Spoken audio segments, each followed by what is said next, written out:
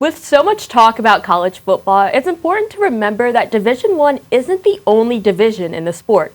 The Division III football playoffs started on November 23rd and will continue into this weekend, December 7th, where teams will be playing in the third round. With so much action, including heated rematches and top teams facing off, there's a lot to discuss. Tonight, we will be diving more into the weekend slate as well as talking everything D3 college football playoffs. I'm your host, Jennae Overton, and I am joined here with our analysts Bryan Portney and Sam Sarno. Guys, the big storylines. I want to talk to you first, Bryan. I know this is your bread and butter. What are some of the big storylines that you're looking forward to this weekend and for the rest of the playoffs? Yeah, so I got to start off with, and I know it's a huge topic, and you never want to look ahead, but a potential Stag Bowl rematch. So you got Cortland facing off against Springfield this week. I think Cortland's going to handle Springfield, even though it's a battle of undefeateds. But the big matchup lies with North Central and Hope. I see a little bit of Alma and Mount Union 2023 in this game because it's the MIAA champion going up against a perennial Stag Bowl contender in North Central. And so you go ahead and see Hope is going to come into Benedetti Worley Stadium just like the Alma Scots came into Cara Stadium last season. No one thought they were going to win. And Hope, they've got a really good running back duo. And North Central, despite being undefeated, has not looked as much up to code, statistically at least. They don't have D'Angelo Hardy this year. They still have Leanan and Sacco, the quarterback and running back. You still see, though, I mean, if we're not looking ahead, both teams are on a collision course, obviously. You know, quarterback Zach Boyes is there for Cortland, but J.J. Lapp and Cole Burgess is gone from the Cortland roster. They're not returning. Jaden Alfano St. John transitioning from being a running back to the leading receiver for the Red Dragons this year has really, really helped them in seeing him step up. That's going to be a collision course if both teams just handle their business this week. That's a huge storyline, at least in my case. I'm really excited to see how the North Central game plays out. What about you, Sam? What are you looking forward to? What big storylines calling out to you? I agree. I think the North Central game is going to be a good game to watch. I think that they have quite the sort of talent on the playing field, and I think that their opponent is going to put up a good fight. I think that they could have a shot to win, but I think North Central could totally take it at the end of the day. Like I said, I'm very excited for North Central, given that they are undefeated and just their history overall. So that's something I'm definitely looking forward to. Bryan, I want to hit it back to you, though. I feel like you had a little bit more to add on at the end there, or am I? Yeah, I mean, all I really much more have to say is that North Central is a team that makes it in every single year. Yeah. They are, I don't really know if there's a parallel because they have a certain standard every single year.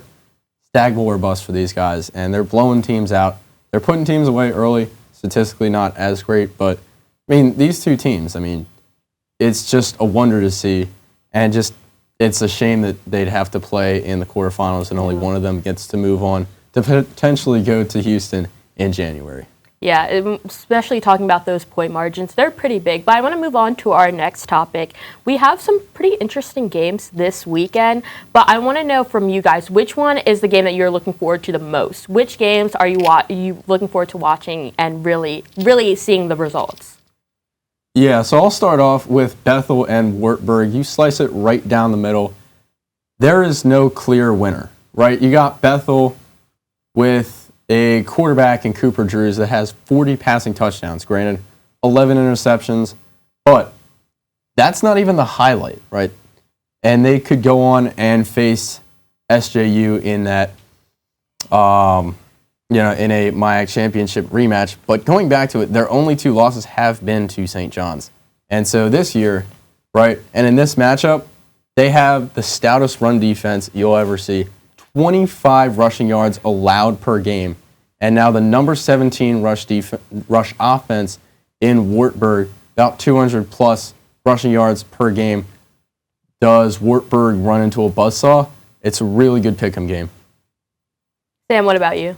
I think the Springfield game that's coming up, I think that they have a lot going for them, but I don't think that them and their opponent, there's no clear winner. I think that it could be either team's game, and I think that because Springfield's defense is unranked, and I think that plays a huge part when it comes down to really playing teams and making it the full way. If you do not have a defense that is good, you're not making it the whole way. I think that although their offense is ranked number 5, they're not making it the full way because their opponent's team is ranked in both offense and in defense. I think that other team could take it completely and win at the end of the day. I think that without a defense or without a strong defense, there's no winning. And I think that's something that's kind of different from Division I football. Division I, you can have a couple of stars and they can kind of push it far enough. But when it comes to D3, you're really getting to the nitty-gritty between all the teams and all aspects. You have to be perfect in every aspect of the game in order to make it to where you want to go. And for some of these teams, that's the Stag Bowl or even further. And speaking of even further, I want to talk about some NFL futures. So talking about further, when we see Division III, we often think, these guys are just playing for the love of the game, but there's some success that comes out of D3. It's not just a place they stop. Some of them do move on and play in the NFL. So I want to hear from you guys. Are there any players right now that you're thinking, I could see them playing in the NFL in the future? Yes, we're going to see 2 guys that are not going to be playing in the D3 football playoffs, but the guy that played last year in the D3 football playoffs, along with his best buddy, quarterback Destin Chance, is the wide receiver Colin Brunstein. 2,000-plus receiving yard seasons, including around 2,000 in 2023. 58 receiving touchdowns in the last 2 years, including 31 in 2023, 27 this season. And, he's put up generational numbers at Illinois College. And the Blue Boys, they are pretty much like the Bengals of D3 football. They have one of the best offenses through the air in the entire nation in that aspect.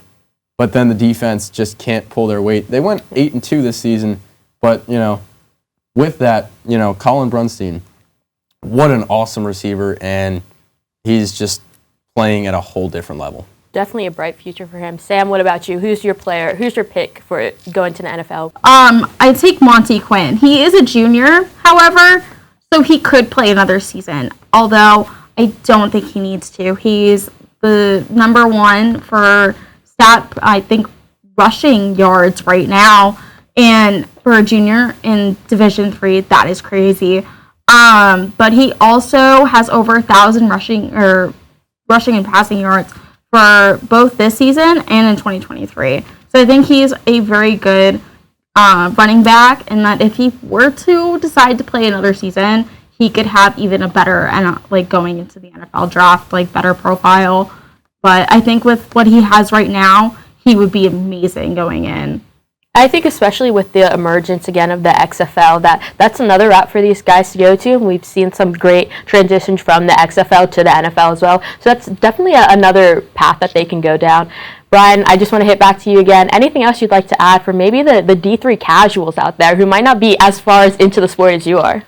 I will talk about, lastly, just expound on Mount Union's tradition of success.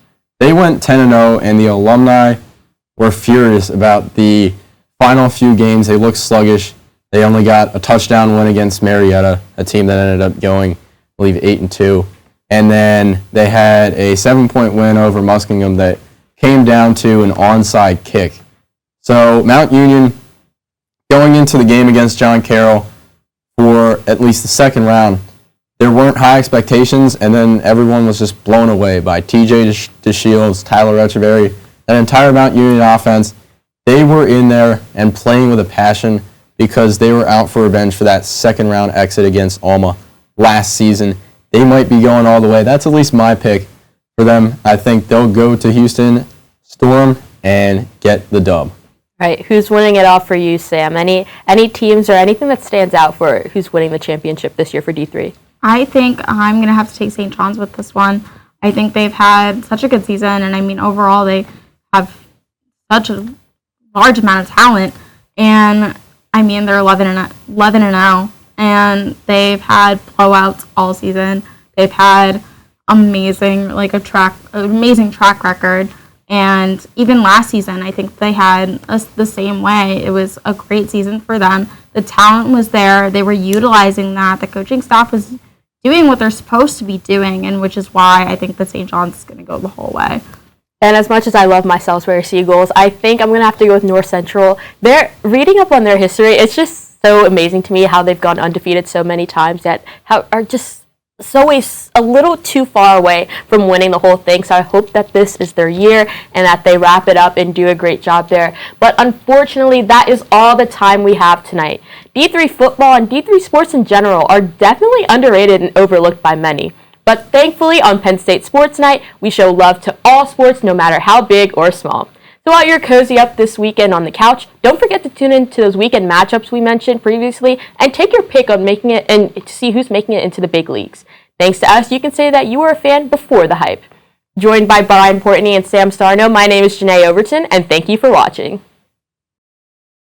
Hey everybody, thanks for tuning in to this edition of Penn State Sports Night. For more content like this and so much more, make sure you subscribe to our YouTube channel and follow us on Instagram, TikTok, and X. For everyone here at Penn State Sports Night, We are Penn State Sports Night.